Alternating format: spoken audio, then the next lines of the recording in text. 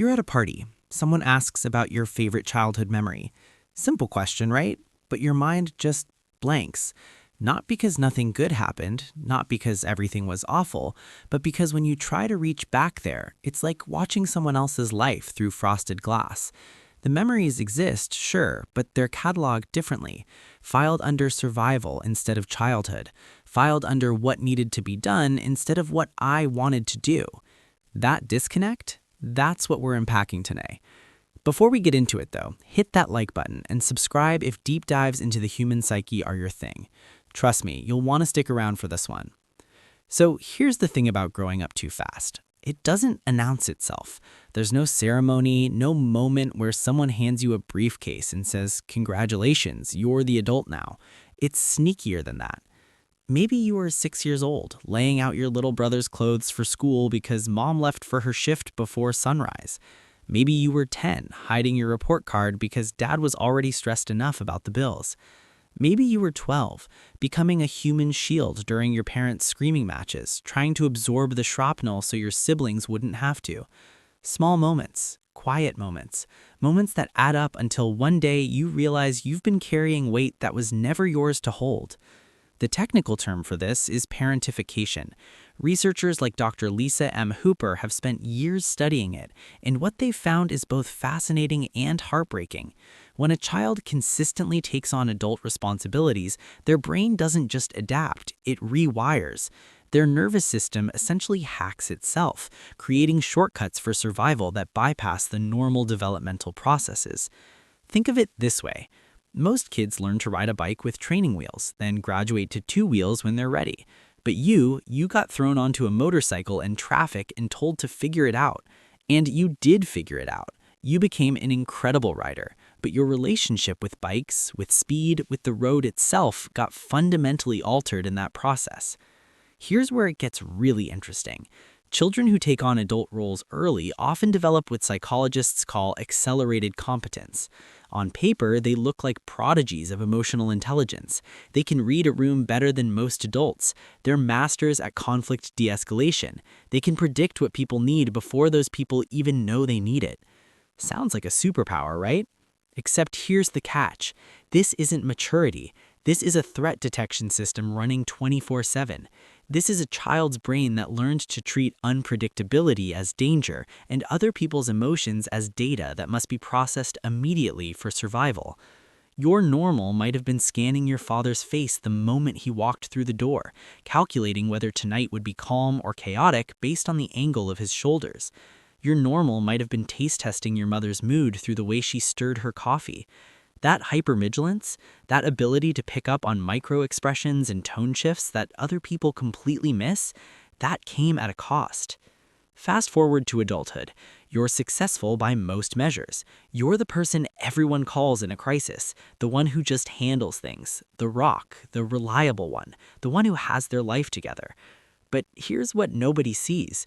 You're exhausted in a way that has nothing to do with how much sleep you got. You can navigate a corporate merger or a family emergency with your eyes closed, but asking your partner to pick up groceries on the way home feels like pulling teeth. Not because you're incapable of asking, but because asking feels like failure. Intimacy becomes this weird puzzle you can't quite solve. You're excellent at being there for others. You can show up, listen, support, nurture. But letting someone show up for you, letting someone see you when you're not being useful or productive or put together, that feels like standing naked in front of a crowd. Vulnerability wasn't safe when you were learning what relationships looked like, so your system classified it as dangerous, and that classification stuck. Here's something that might sting a bit. You probably find yourself drawn to people who need you more than they see you, not because you're a masochist, not because you're broken or seeking punishment, but because being needed is the love language you grew up speaking. It's the only kind that feels real. When someone offers you unconditional care, care that doesn't require you to earn it or manage it or reciprocate it perfectly, it can actually feel wrong, like a shoe on the wrong foot. You keep waiting for the bill, for the moment when they realize you're not worth the investment, for the other shoe to drop. Because home wasn't a place where you received freely. Home was a place where you gave endlessly, and receiving was conditional at best. Let's talk about control for a second. Not the manipulative kind, though sometimes it does tip into that territory, but the deeper thing, that bone-deep need to have every variable locked down. You plan obsessively. You run through 17 versions of a conversation before it happens. You have backup plans for your backup plans. People call it anxiety. They call it being type A. They call it perfectionism. But what it really is, it's a child who learned that chaos meant everything falling apart. It's a nervous system that still believes relaxing your grip means disaster.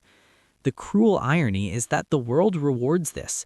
Society absolutely loves people who grew up too fast. We're productive, we're independent, we don't need much, we're low maintenance, we get things done without complaining. But nobody asks what it took to become this way. Nobody calculates the cost of running your nervous system at red line capacity for 30 years straight. There's this phenomenon that happens too. You become fluent in emotional labor without ever taking a class. You can manage a room full of tension like you're conducting a symphony. You can diffuse an argument that hasn't even started yet because you spotted the warning signs 3 conversation beats ago. You make everyone comfortable while you're collapsing inside. And the wildest part, you might not even notice you're doing it anymore. It's just automatic, muscle memory. Except muscle memory is supposed to help you. This version slowly drains you dry. You can be surrounded by people, friends, family, loved ones, and still feel utterly alone. Not lonely in the obvious sense, alone in the sense that nobody sees how much effort you're putting into keeping everything smooth, to keeping everyone okay. And you can't ask them to see it, because asking feels like admitting you're not actually as capable as you've convinced everyone you are, like you're failing at the one job you've been doing since you were 8 years old. So what do you do with all of this? How do you heal from something that wasn't technically trauma in the traditional sense? There was no single event, just 1,000 paper cuts that taught you the world doesn't stop for you.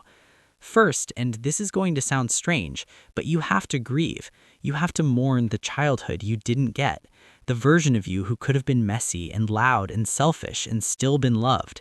That kid deserved a chance to just be a kid. Saying that doesn't make you ungrateful, it makes you honest. Second, you have to learn, and this is the brutal part, that being needed is not the same as being valued. Your worth isn't determined by your productivity or your ability to manage other people's feelings. You're not a human doing, you're a human being, and being is enough. You're allowed to rest without justifying it. You're allowed to not have the answers. You're allowed to be the one who falls apart. You're allowed to receive without having earned it first. And here's the big one. You're allowed to be a beginner at being taken care of, because that's what you are. Whether you're 25 or 45 or 65, if you never learned how to let someone else carry the weight, you're starting from scratch, and that's okay. That child who grew up too fast, they did an extraordinary job. They were resourceful and brave and stronger than anyone should have to be at that age. But they can rest now. They don't have to run the show anymore. It's safe to let go. It's safe to finally be young, even if you're late to it. All right, that's it for today. If this resonated with you, drop a comment and tell me which part hit hardest, or share a memory that you've been carrying. Sometimes just naming these things out loud takes some of their power away. I'll see you in the next one.